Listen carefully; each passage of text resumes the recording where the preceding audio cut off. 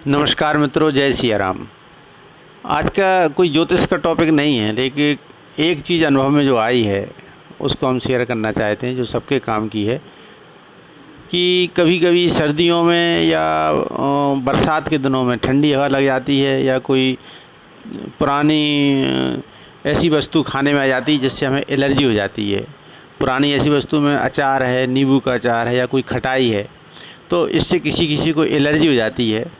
इससे शरीर पर लाल दाने चकत्ते बन जाते हैं और इसी को एलर्जी भी कहते हैं। हालांकि एलर्जी कई प्रकार की होती है, लेकिन एक प्रकार की एलर्जी जो है वो शीत पित्त की एलर्जी होती है।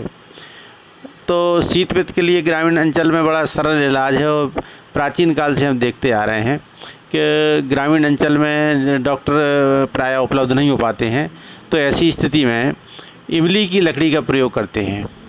इमली की जो सूखी लकड़ी है या उसकी टहन डालियाँ हैं, उनको किसी कंडे पर रख करके और जलाते हैं, और उसका जो धुआं निकलता है उस धुएं को अपने शरीर पर लेते हैं। इस प्रकार से लेते हैं कि कम्बल ओढ़ लेते हैं या कोई ऊनी कपड़ा ओढ़ लेते हैं, और यदि मान लो कम्बल ऊनी कपड़ा नहीं है तो साधारण कपड़ा भी इस प्रकार से ओढ़ लेते हैं कि वो जो इमली का जो धुआं है वो अधिक से अधिक शरीर के संपर्क में आए, इसलिए कम्बल ओढ़ा जाता है।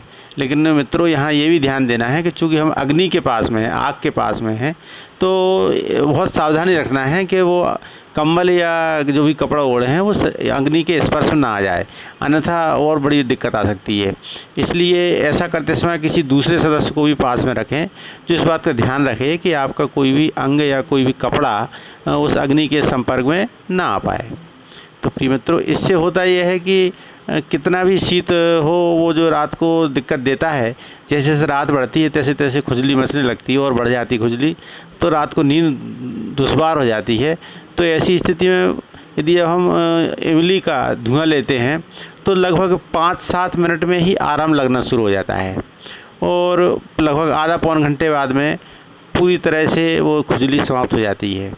इसके बाद आप आसानी से सो सकते हैं, और सुबह उठते ही डॉक्टर को दिखा दें, इससे वो एलर्जी की दवाई दे दे। इसके अलावा वो सुबह भी अगले दिन भी थोड़ा थोड़ा धुआं लेते रहें, तो 2-3 दिन में वो शीत पित्त समाप्त हो जाता है। प्रिय मित्रों, यदि शीत पित्त है तो ये समाप्त हो जाएगा, लेकिन इसके बाद भी यदि मान समाप्त नहीं हो रहा है तो फिर ये शीत पित्त नहीं है, फिर किसी दूसरे प्रकार की एलर्जी है।